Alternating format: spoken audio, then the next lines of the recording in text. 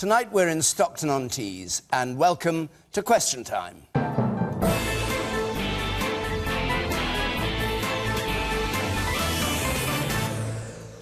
Whether you're watching, listening, thanks for joining us, and thank you to our audience here, and of course to our panel. Tonight, the Conservative former Deputy Prime Minister, Michael Heseltine, Scotland's First Minister, Nicola Sturgeon of the Scottish National Party, Labour's Shadow Energy Secretary, Caroline Flint, the Liberal Democrat Care Minister, Norman Lamb, and the man who made a fortune out of hotels and health clubs and is the star of Dragon's Den, Duncan Bannatyne.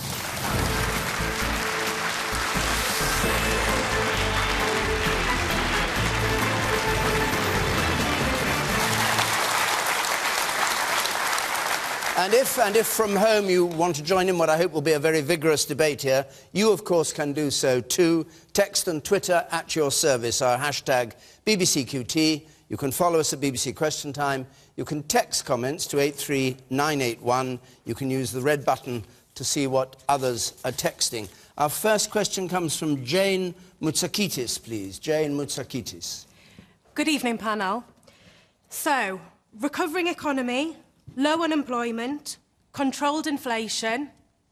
Why are the Conservatives not set for a landslide victory in the election? Nicola Sturgeon.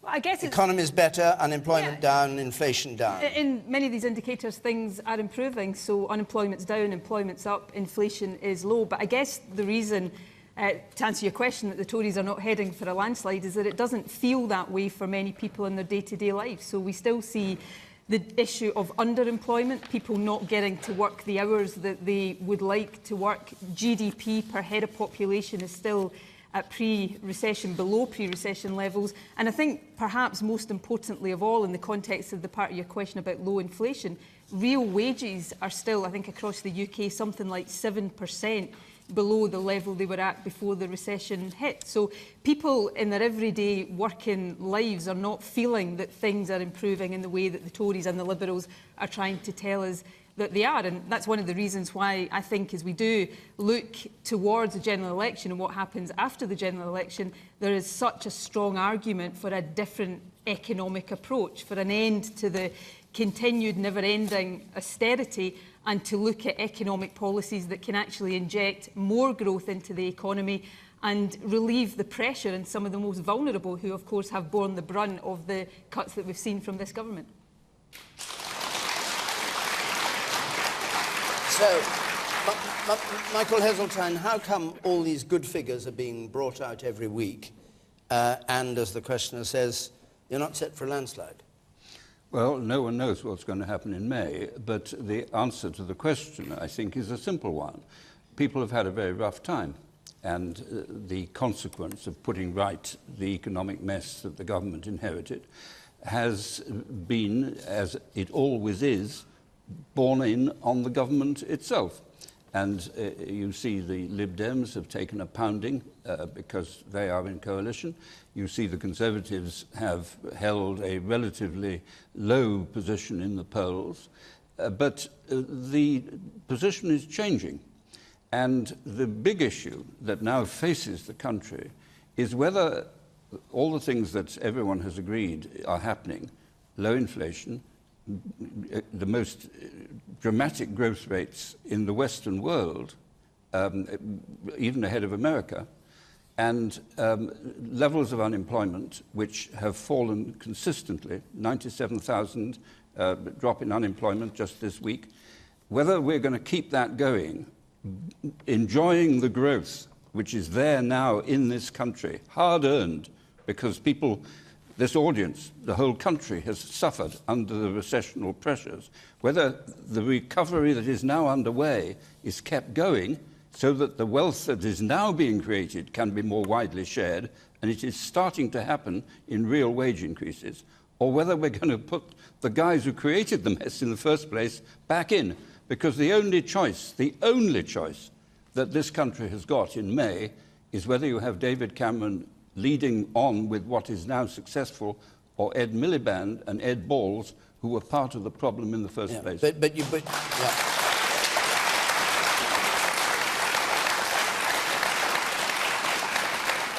But just briefly, can you answer the question you didn't answer, which is why, if all the figures are going in the right direction, if all the things you say are true, you aren't way ahead in the polls? No, I did explain, because people have had a rough time, and only now, in the last month or so, have real living standards started to rise. We've got inflation basically at zero, and we've got wage increases coming through at now over 2%. All right. Plus the tax cuts this government has introduced. That is now happening. And every week and month that goes past between now and May, more and more people will realise it. Caroline Flint. I think the reason why they're not ahead is because the public think they're out of touch, and they think they're out of touch because, for all they will, you know, talk about the recovery and how great it is, and don't get me wrong, you know, every new job I welcome, any opportunity to get people into work I welcome, but the truth is that families are going to be worse off after 5 years than they were at the beginning. We know that the number of working people having to claim housing benefit has gone up by 50%. We know here in the North East and elsewhere how many people have been badly affected by the bedroom tax. And the truth is, you know, a recovery isn't a recovery unless it's shared by everyone. And time again, David Cameron and George Osborne, you know, like to give the impression that somehow everything is, you know, on the up. No. And that is just not the experience of so many families around Britain. And that is why they are not getting the support in the polls. And it's why we need, in this debate leading up to the general election, to talk about what sort of economy do we want. We don't want an economy where it's a race to the bottom, where there are more and more zero-hour contracts. We want secure jobs where people can gain the skills that are going to take them forward for the future jobs that are out there that are waiting to be filled, but they have to be done in a way that actually recognises that it's not about just those few at the top benefiting from a recovery. It has to be a recovery for everybody. All right. Let me just hear, before I go on, from one or two members of the audience. You, sir. Don't you think it's hard that every time that the Conservatives get embroiled in a tax evasion scandal, that it makes it feel that the Conservatives aren't on our side, and any benefits that they're trying to do for us are making it harder for people to claim benefits, therefore disenchants the people who are voting for them? Michael Heseltine, want to answer that? Well, tax evasion is illegal, it is criminal, and it should be hounded out. And all parties would agree with that. The great problem a politician faces is the moment they try to do it, they find that there is no international agreement and that all over the place there are havens where you can put your money and no one can get at it. And often people don't even know that they're there. This government has actually done more to recover that sort of money and to break its way into Switzerland and Liechtenstein than any other previous government. And it is true. No, of course it is. Look, the last, well, you answered the question yourself. But the last Labour government did virtually nothing to recover the sort of scale of money. They closed loads of loopholes. Yeah, absolutely. One after the other, they are closing the loopholes. All right. And just before we start trying to turn this important issue into a party political issue, which is not, let us remember that whenever a tax dodge is discovered, it's only a matter of time before we find a Labour beneficiary from that dodge. All right. Duncan Bannatyne. The way to stop any politician gaining from any of these tax dodges is to make them all declare their tax returns. Yeah. And if they'll do it... What about the question that was originally asked, though, about all the figures going the right way and yet the Tories not soaring? I'm glad you've got back that question, because you've had two questions, so we'll bet that one. Yeah, I mean, why aren't the Conservatives miles ahead in the polls? I think they made a couple of mistakes, and one of those mistakes that was mentioned is the bedroom tax. I mean, that shouldn't have been introduced. It was a bit silly, and it really cost them a lot. But usually, actually, I think if you go back in history, usually at this time, about 2 or 3 months before an election, usually some politician has done something completely stupid, like getting caught in bed with somebody else that you shouldn't be in bed with. And that sort of destroys the parties and makes it easier for one party to come through. But there's been no scandals in the lead-up, not yet. But I think, you know, it is a puzzle. You know, I think the economy is doing great, and why aren't they ahead? You know, it's difficult to understand, actually. I mean, from your point of view, you think the economy is thriving? I wouldn't say it's thriving, but you know, economies all over Europe and all over the world are suffering. So we're doing not bad compared to other countries. OK, let's hear from one or two more members of the audience, and then I'll come back to you, Mr Lamb. You, sir, the man in the third row there. Could you tell me, how is it when we're in a big society and we're all in it together, and bishops are complaining about the disparity of where they're looking for tax and money from various people and others taking the burden? Where is it fair when people who are prosecuted for non-payment of council tax because they can't afford to pay it for whatever reason get prosecuted, but tax evaders and those avoiding tax have no action taken against them at all? All right, Norman Lamb.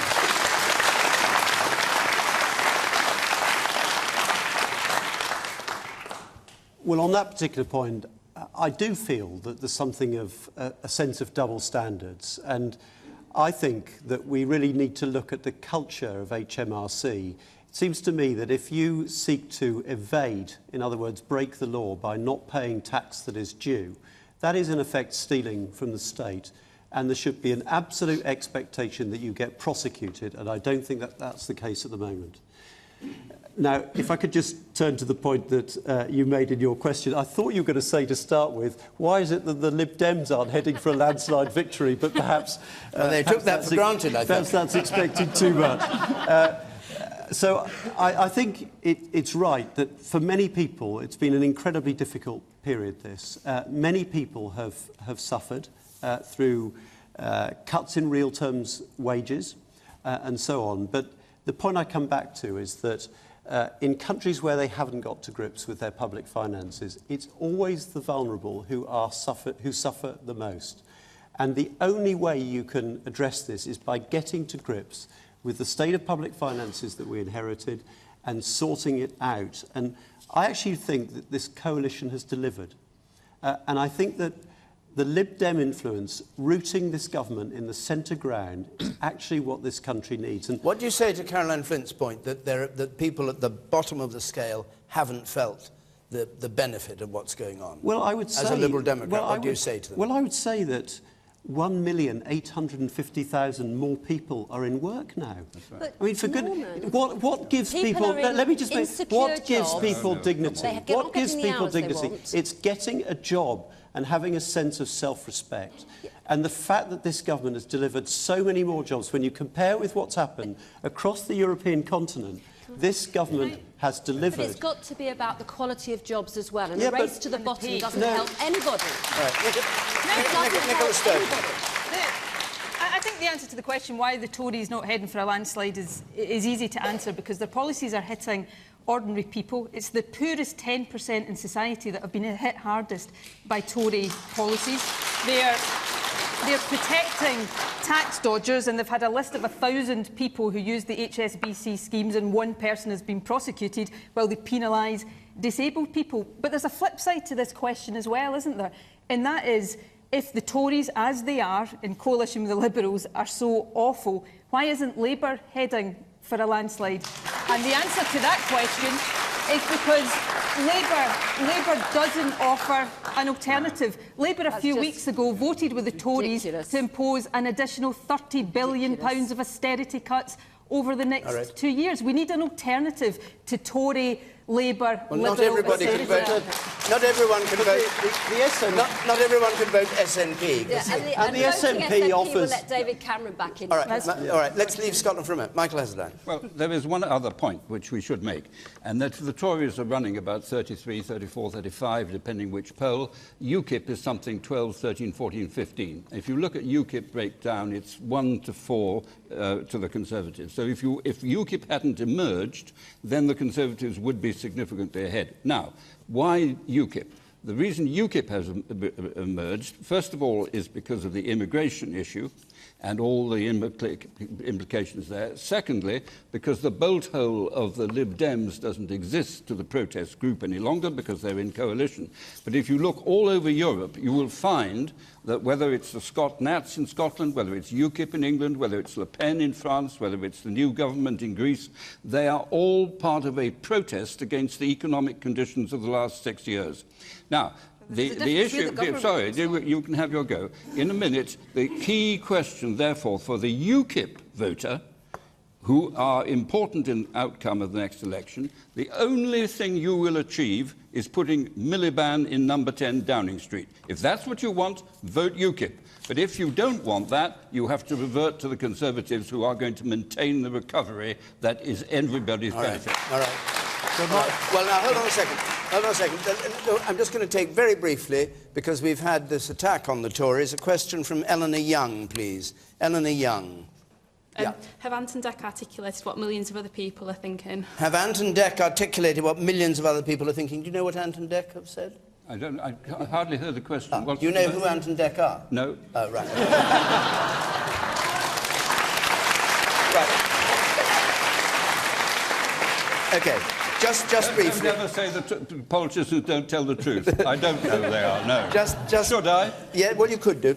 Anne said, I don't know what their philosophy is anymore about Labour. And Dec said, I'm not sure I could picture Ed Miliband as Prime Minister. Very briefly, Caroline Flint, having had your go at the Tories. We've had Ant and Dec, we've had, I think, Noel Gallagher and various other people quoted this week. What is interesting with Ant and Dec is also they do say that they are Labour supporters. Look, we lost badly in 2010, there's no doubt about that.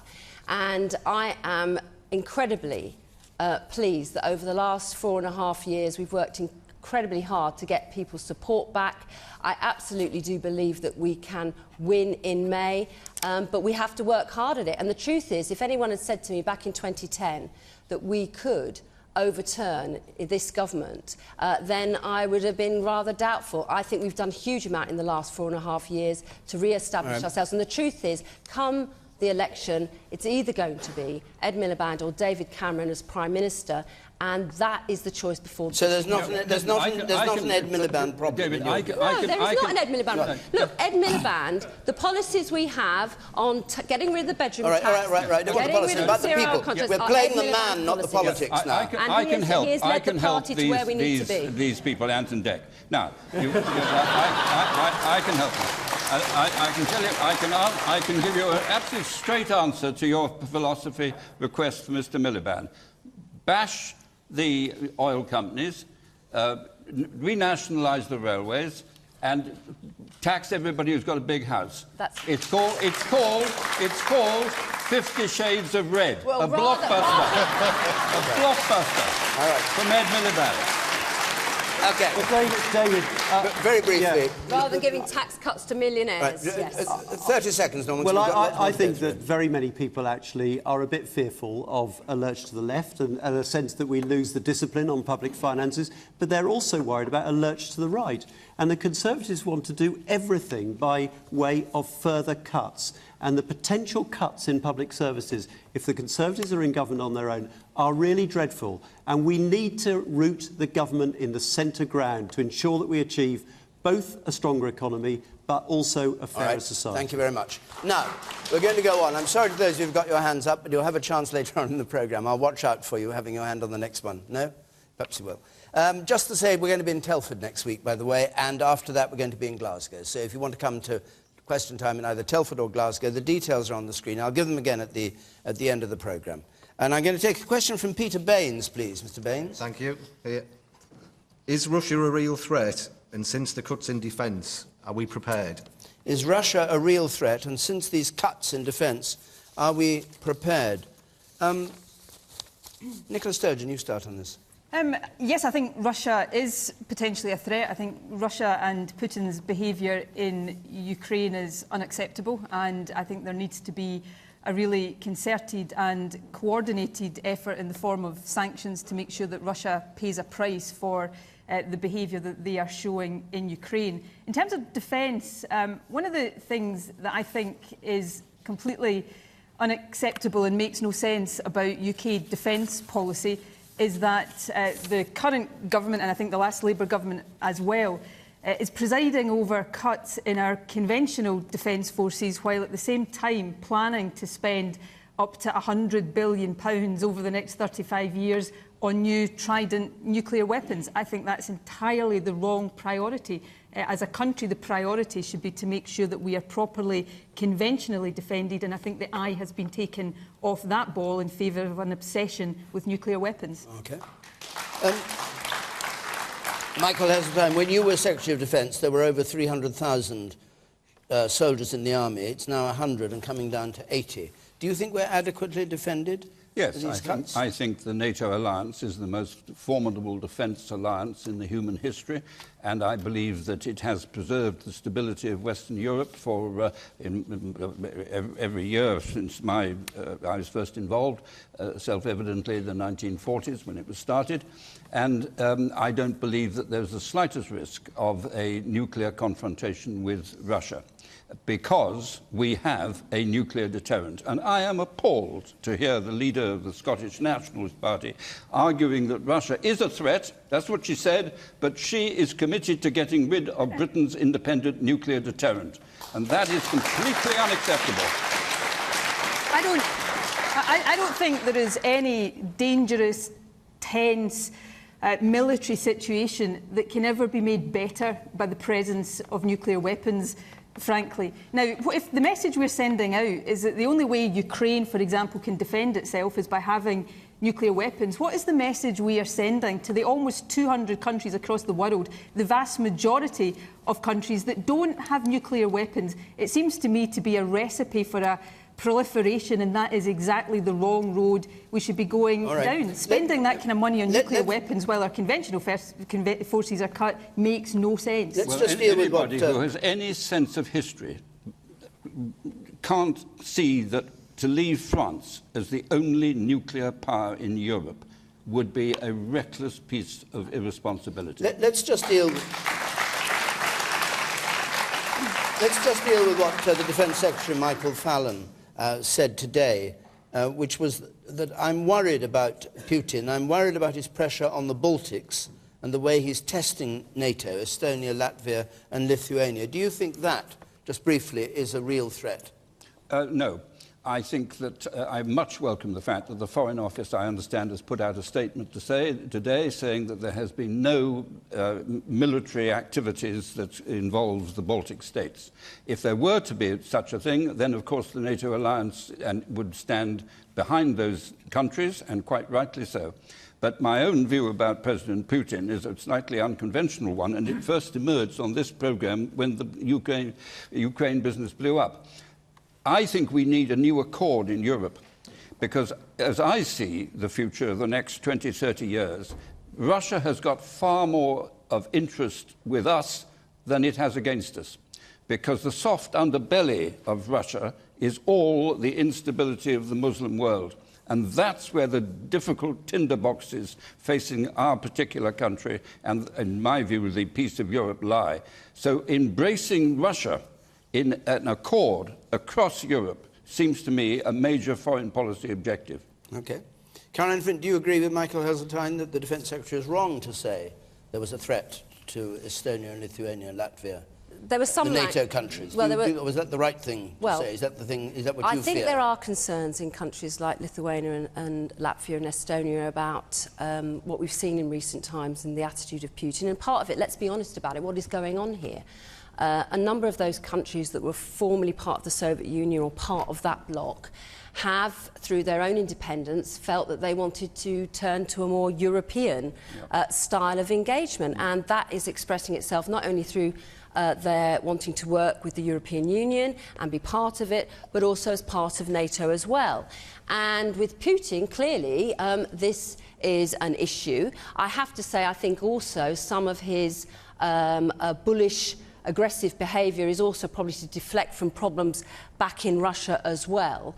But I do feel that actually the strength we have through the European Union and through NATO will see us through this. I don't think it's about us escalating any sort of, if you like, military intervention, but I do think it's worthwhile looking at what more we can do on economic sanctions, because, you know, that's where it will really hurt Russia and hopefully bring them to the table to discuss. And can I just say one more thing on this issue around Trident? Yes, the Labour Party does support us having an independent nuclear deterrent. And actually, you know, there's many countries around the world who don't have nuclear weapons, but actually, because of us and others, welcome that protection that brings. And I would really worry, Nicola, if you were in charge of the defence policy of the United Kingdom.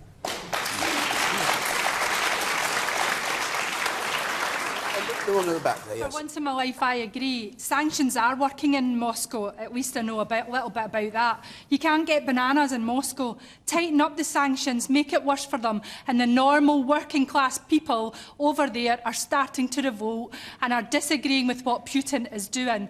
And for once in my life, I'd like to say if Nicola doesn't want the deterrents in Scotland, move them to the North East. They can come and be in my back garden.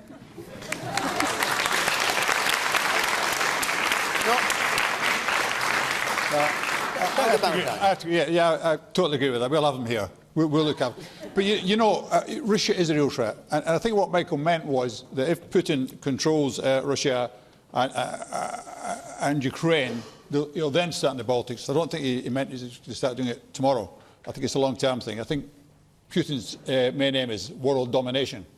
So he's a real threat. And ISIS is a real threat. But, you know, I disagree with Nicola that we should get rid of Trident, but I do agree with her we should have more troops on the ground. And we should be doing that now. We should be training troops out now, probably to defend our country sometime in the not-too-distant future. And if we don't have to defend our country with troops on the ground, then great. We've spent a bit of money, employed a lot of people, but it's not the end of the world. But it will be the end of the world if we don't defend ourselves.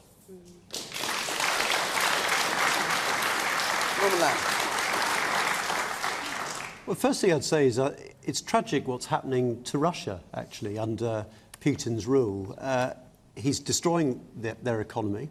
As you rightly said in the back row, people are suffering as a result of what Vladimir Putin is doing to that country. And at the same time, he has this strongly nationalist behaviour and an expansionist approach. His behaviour towards the Ukraine is outrageous. He has taken over land through rebels within that country, but is absolutely clearly backed by Russia.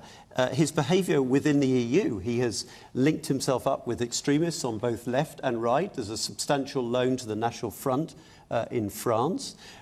His aim is to destabilise. And he seeks to show his power by sending military planes down the coast of the United Kingdom on a regular basis. So this man is a threat and has to be taken seriously. But I totally agree that the approach should be to strengthen the sanctions, to look at imposing sanctions on people within the Russian parliament and on all senior officials who have anything to do with this unpleasant man's behaviour. Okay. Yes, the woman there on the right. You, yes. I agree with Norman. I think that is the right way to do it, but I massively do agree with Nicola. The thing for me is, with Trident, £100 billion is a lot of money for something we can never use, because, Duncan, it would mean the end of the world, literally. We'd go back 40 years, mutually assured destruction. We are never, ever going to use Trident. Isn't that the point? It's a deterrent. Isn't that the point of it? Well, that's exactly the point. That it's not used? Have you ever actually visited Clyde's Marine Base? Do you actually have any physical understanding of a nuclear deterrent? My father served on Vengeance. My husband's an ex-submariner, still in the Royal Navy. I'm ex-Royal Navy. And to Nicola, I would ask you, if Scotland had gained independence, would you have shut Faslane? And if you shut Faslane, would you actually think that you were strong enough alone to defend Scotland? No, we wouldn't.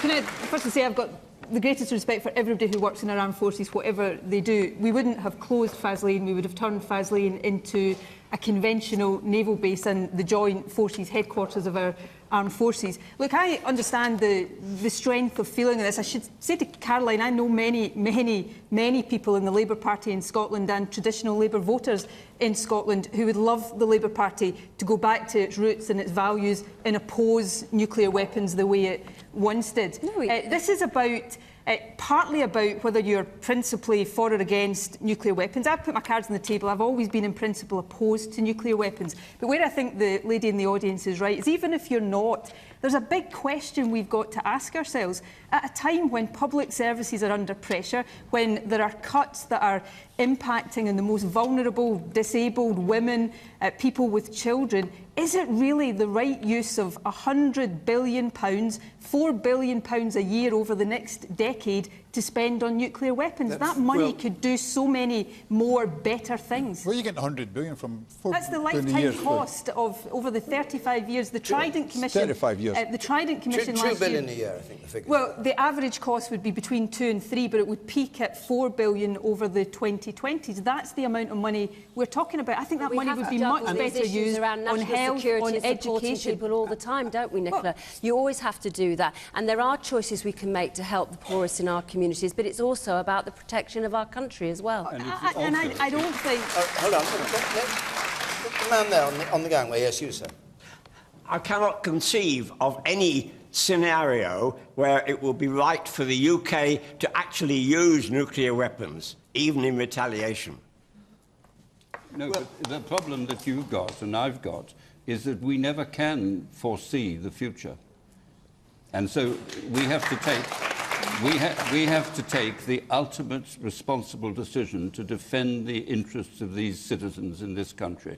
And as long as other major players have got nuclear weapons, it is our responsibility, and I welcome the fact the Labour Party abandoned its isolation position on nuclear weapons. It is our government responsibility to maintain Britain's last resort. But our responsibility also is to seek to multilaterally disarm so that we reduce the number of nuclear weapons across the world. No, of course we should. Of course. But we're not. Sorry, we're not talking about that. We're talking about one-sided disarmament. No, absolutely. That's what Nicola stands for. One-sided disarmament. How does, you say, well, let's multilaterally disarm. I'd like to see disarmament. I'm a unilateralist, but if there was multilateral disarmament, I would welcome that. But how can you honestly say that you're engaging in multilateral disarmament when you're about to spend £100 billion putting a whole new generation of nuclear weapons? No, but the answer to your question is very simple. You're simply modernising your capability. And we have had multilateral disarmament. We have, with Reagan and Gorbachev. They did actually. But that's quite a long time ago. We need to maintain that pressure. Of course. No government that I can conceive would not be prepared to indulge in multilateral lowering of the deterrent. Absolutely. But what no responsible government do is to say we'll do it alone. I agree. And we don't care what other weapons people have got. I agree, but we don't need like-for-like The woman on the left there. Yeah. I understand that we need to look at military risk, but in terms of government spending, can we look at statistics? For example, with the cuts that are being made, mental health services are being hit hard. The majority of us here are never going to see an attack from another country, but 1 in 4 people in this room is going to have a mental health problem. Totally agree. You keep cutting crisis teams, that's thousands of people dead every year. How likely are we to get nuked? What do we need to worry about? Can I just... I'll take one more question up there, and we'll go on. Yes, you said. Yeah, I think to get rid of Trident, or not to have Trident, would be a mistake. I think we need that political power of nuclear weapons. I am concerned. I don't think the human race is smart enough not to use nuclear weapons, but for us not to have it and the rest of the world gather nuclear weapons while we don't, I think would be a serious mistake, and we would live to regret it. Thank you. And Peter Baines, who asked the question, what do you think of what you've heard? I kind of sort of agree more with Duncan that we should have more troops on the ground. The Navy is now the same size as the county council. That's the point we're making, though, is we should start getting more troops. We should start employing more troops. The head of the army, General Richards, said exactly the same thing, that we should rethink the size of our army. You don't think we should? Well, you see, I remember when we were facing the Cold War at its peak, the Germans had fewer troops than we did, but they had 1 million men they could call up over a weekend, territorials. Well, are you seriously saying that reservists have the same power, the same training or the same expertise? Last year, 2 Royal Marine reservists died on exercise because they're just not ready for that kind of commitment. That's like saying we can get somebody who does your job 2 days a week to do it full time. And really what it is, it's a financial gain, isn't it? Let's not dress it up in pretty bows. It's a financial gain because it's too expensive to pay real personnel. We're laying people off. You've got the redundancy phase in, oh, what was it, 95, where Rosyth shut? Look, and then all of a sudden, we one- didn't have enough people. We still don't have enough people now. What's your answer to that? No one has a greater respect for the Royal Navy than I do, and I share all your passions on the subject.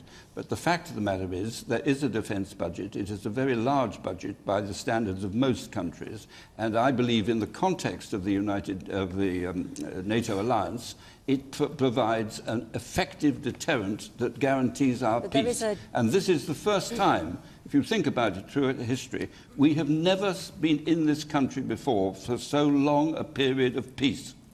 All right. Peace. All right. Peace. All right. Yeah. All right. We're going to go on. We're going to go on. We've got many other questions to come.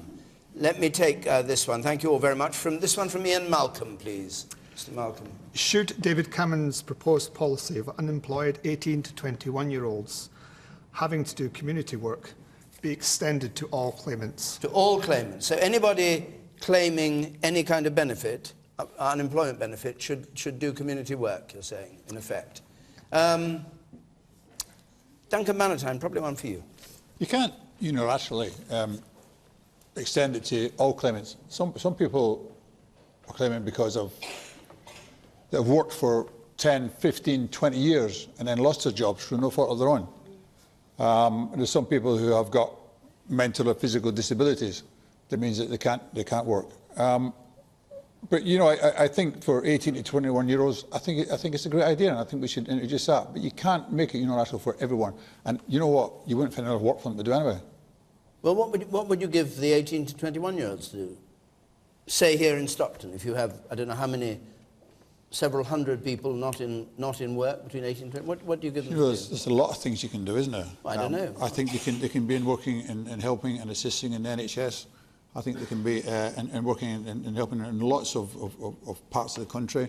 We get streets full of rubbish. There's plenty of things that can be done in community work. And should be compelled to do. Yeah.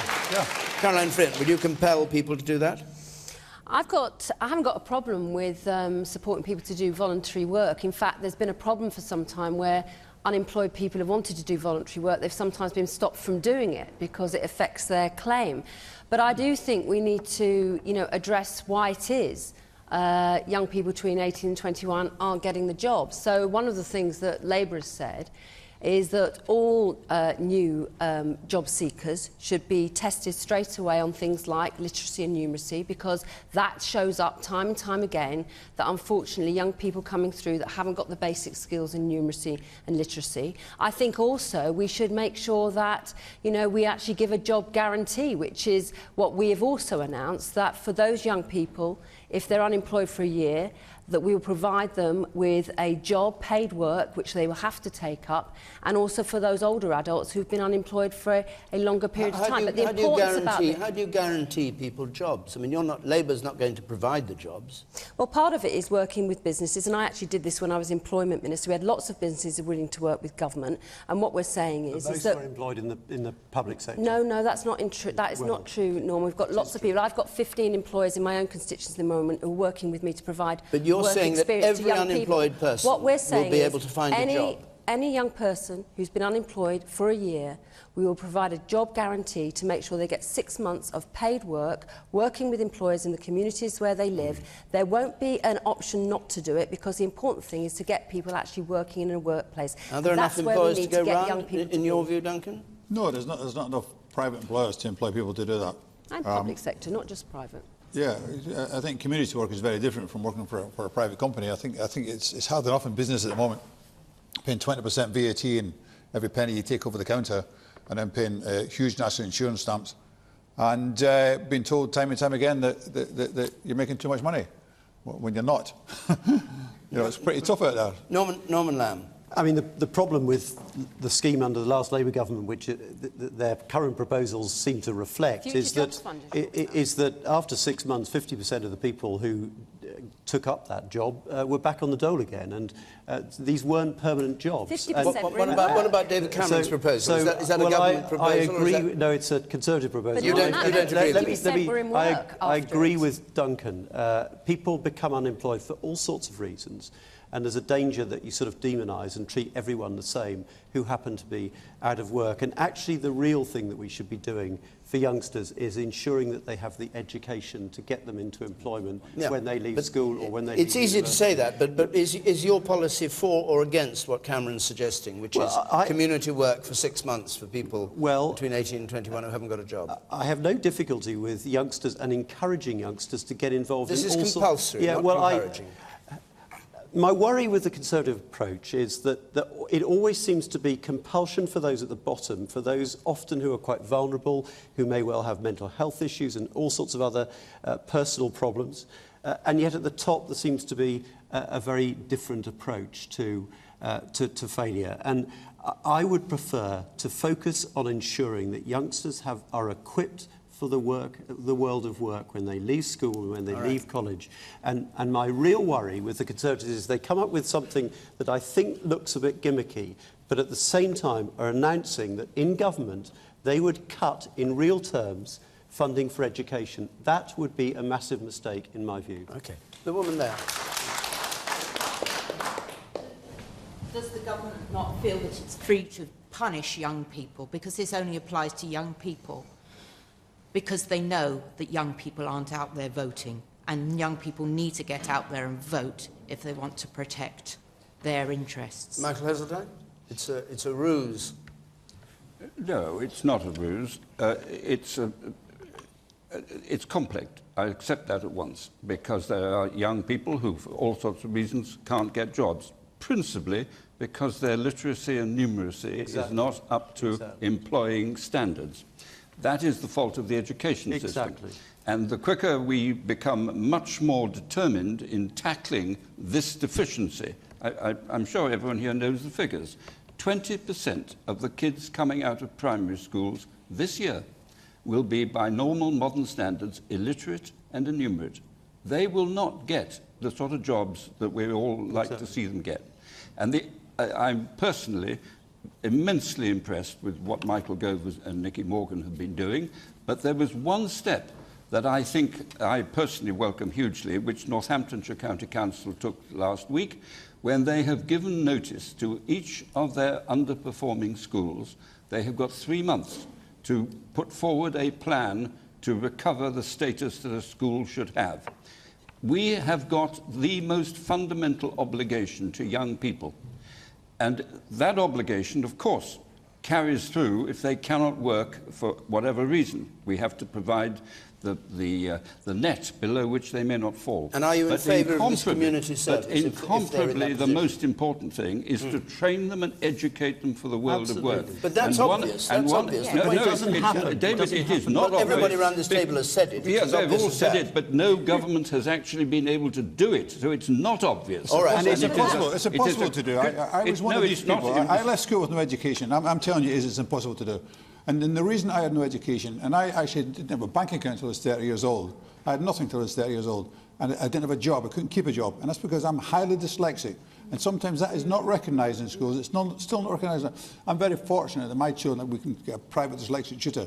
But there's still children coming out. And I actually speak in prisons as well. And I meet people in prison.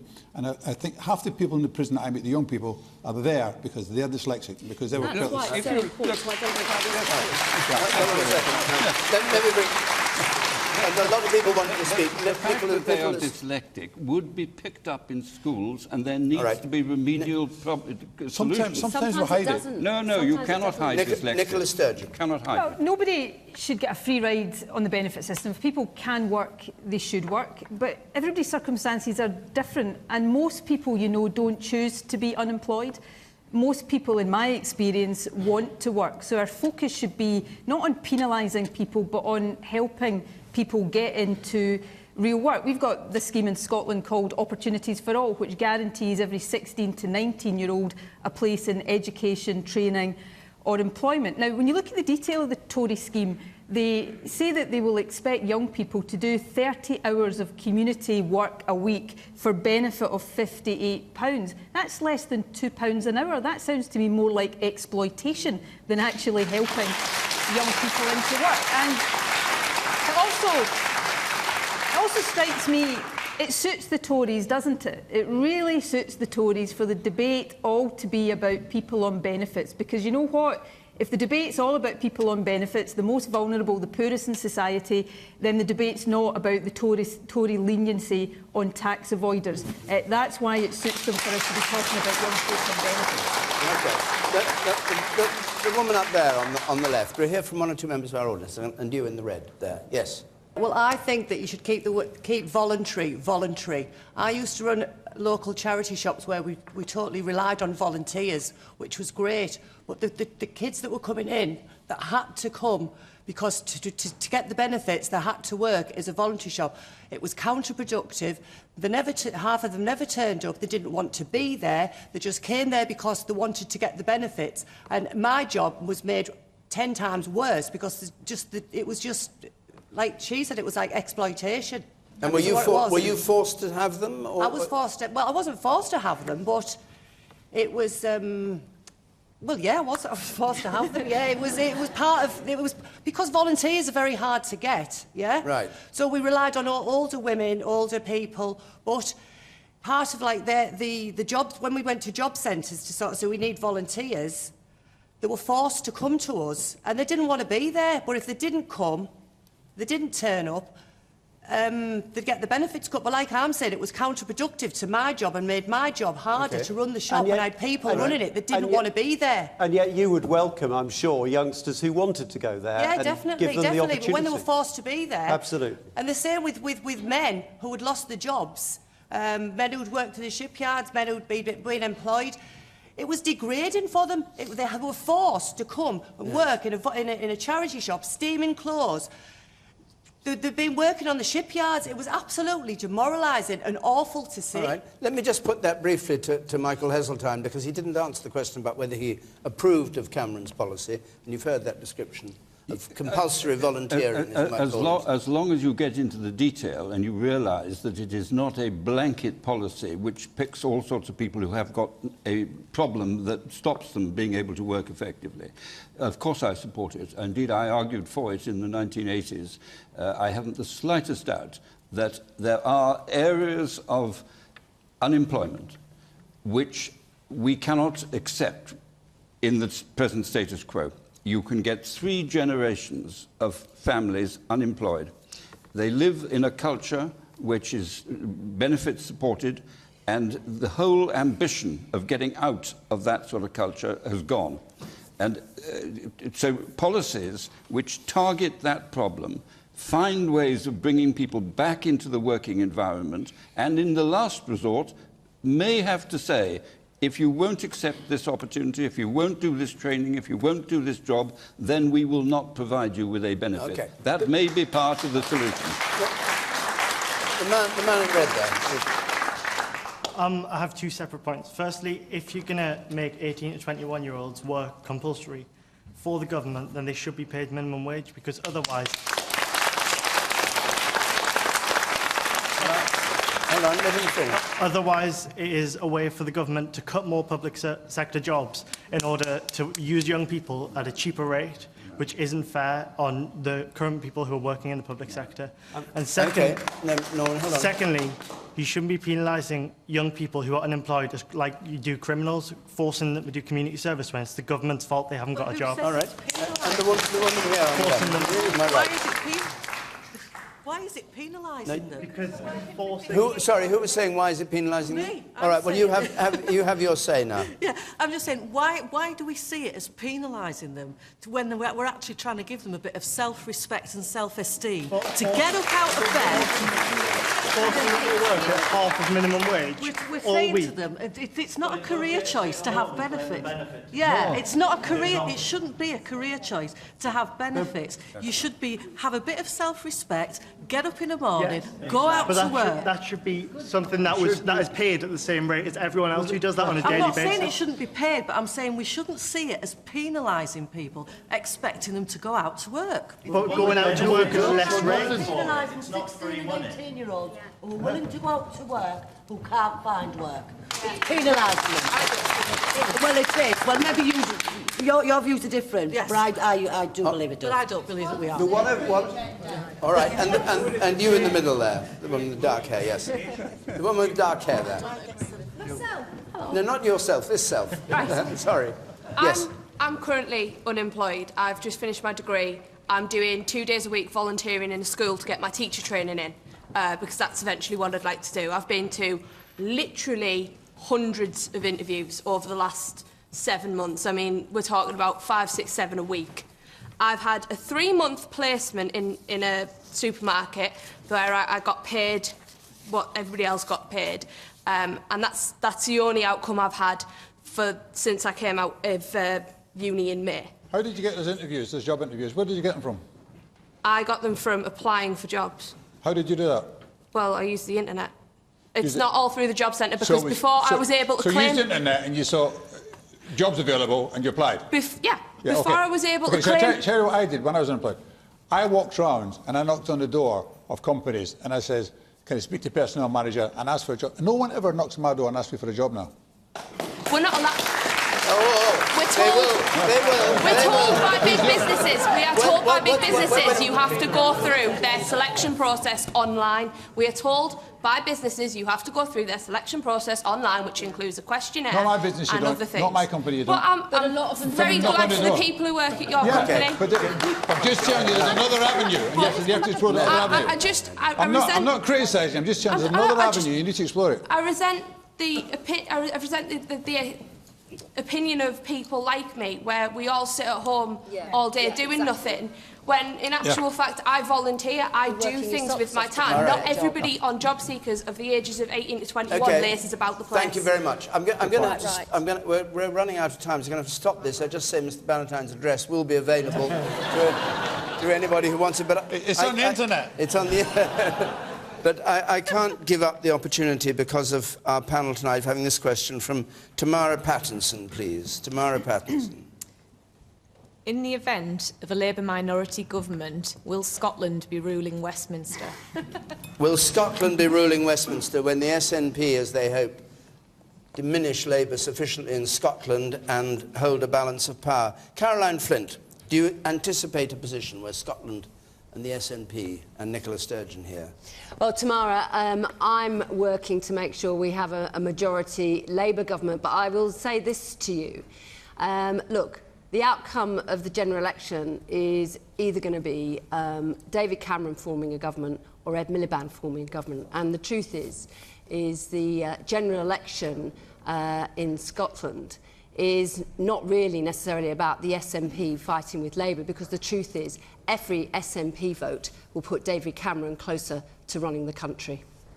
And do you think you could cooperate with the SNP in government? Look, we are fighting for a majority government. That's I know what that. we're going That goes to do. without saying. And what I've said, I think I've been quite clear. What I think I've been quite clear is every vote for the SNP is more likely to put David Cameron in government than it will Miliband. All right. Well, some people might want that, but that is the truth of it. If you want a government that is progressive, if you want a government that's going to deal with things like the bedroom tax and support we don't want the manifesto. Then you vote Labour. We don't want the manifesto on this programme. Thank you very much. There'll be other chances for that. But I want to let me put it to Nicola Sturgeon. Alex Salmon said Scotland needs to turn Westminster upside down when he announced that he was going to Westminster. If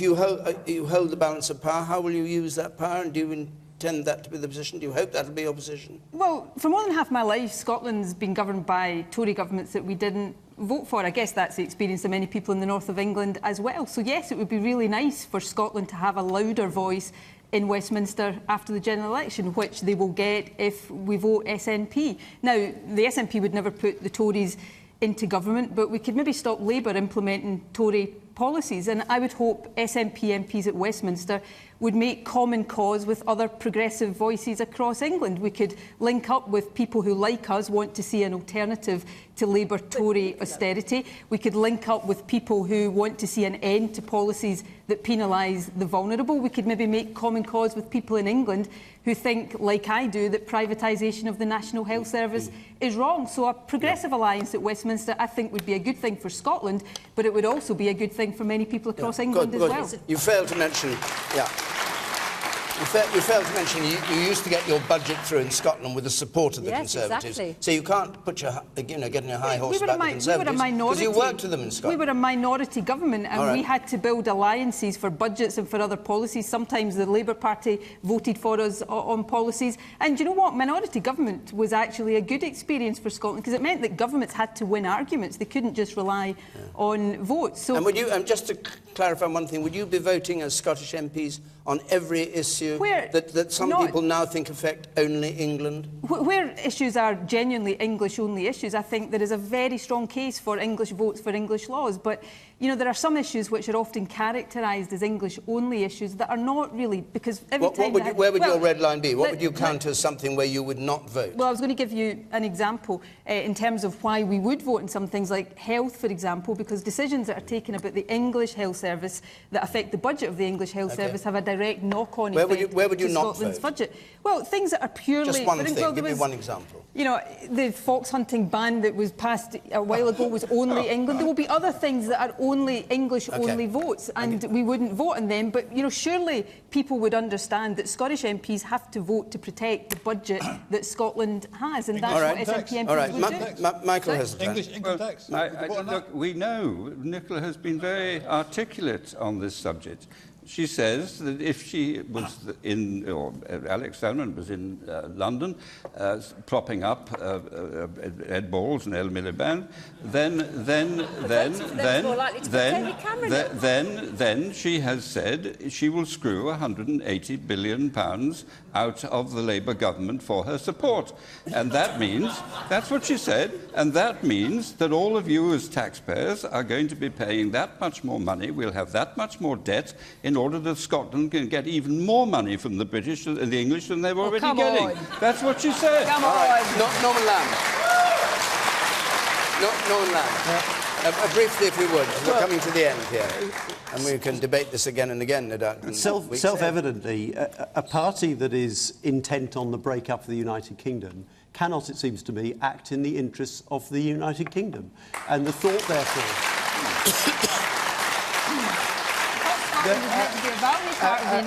And the thought, therefore, of the Scottish Nationalists having an influence in the next Parliament or being part of the government, God forbid, absolutely horrifies me. OK. And Duncan Bannatyne. What was the question? The question. I think we've all forgot the question. It's, will Scotland be ruling Westminster if there's a Labour minority government? Will the SNP, in effect, be ruling? Well, I hope not. I hope we have one party run this country and not a coalition again after the May elections. But I'd like to know what Nicola would do if Scotland has the right to vote on its income tax. Will it vote on English income tax?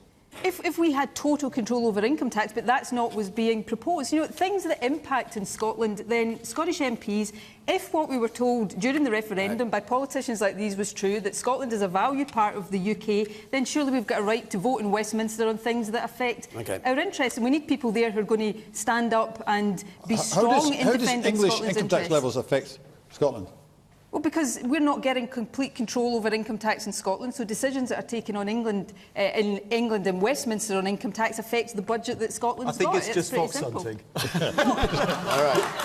All right. We've got to stop. I know. I agree. But our time's up. We're going to be in Telford next week, so you can join us again. We have the Tory party chairman, Grant Shapps, with us. We have Rachel Reeves for Labour, and we have Mark Reckless, the new UKIP MP, on the panel. And the week after that, we're going to be in Glasgow. So if you want to come either to Telford or to Glasgow, the address to apply to is on the screen there, or you can call us, 0330 123 9988. If you're listening on 5 Live, on radio, you know the debate goes on Question Time, Extra Time. But from here, my thanks to our panel, to all of you who came to Stockton-on-Tees to take part in this edition of Question Time. See you all again next Thursday. Good night.